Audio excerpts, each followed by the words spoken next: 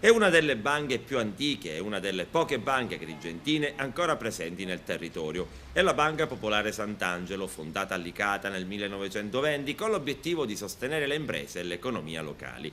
Una banca che col tempo ha ramificato i propri interessi fuori provincia ed anche fuori Sicilia. A Roma opera uno sportello nella prestigiosa Via Colonna. Sul vertice dell'istituto l'inchiesta ben 12 anni fa su un presunto caso di bancarotta. Adesso, a distanza di tempo, è arrivata la sentenza. Il Tribunale di Agrigento ha condannato Nicolò Curella, presidente della Banca Popolare Sant'Angelo, e Mauro Leonardi, direttore della Leasing Group Sicilia, a 2 anni di reclusione. E ancora Giuseppe Bruccoleri a 2 anni e 2 mesi, Calogero Bruccoleri a 2 anni e 4 mesi, entrambi titolari dell'impresa Iaces e di altre società facenti parte del gruppo Bruccoleri.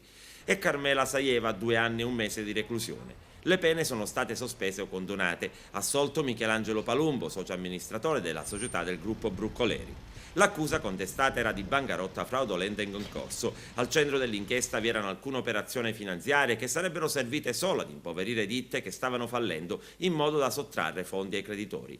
La sentenza emessa è arrivata a 12 anni dalla denuncia e a 5 dal rinvio a giudizio degli imputati. Secondo la pubblica accusa, Leonardi e Curella, in concorso con gli altri, avendo trovato la società Ipaces dal 95 in stato di difficoltà finanziaria, ne avrebbero aggravato il dissesto, aumentando l'esposizione debitoria e si astenevano dal chiederne il fallimento. Alcuni reati si sono estinti per intervenuta prescrizione, mentre per altri è stata emessa sentenza di assoluzione.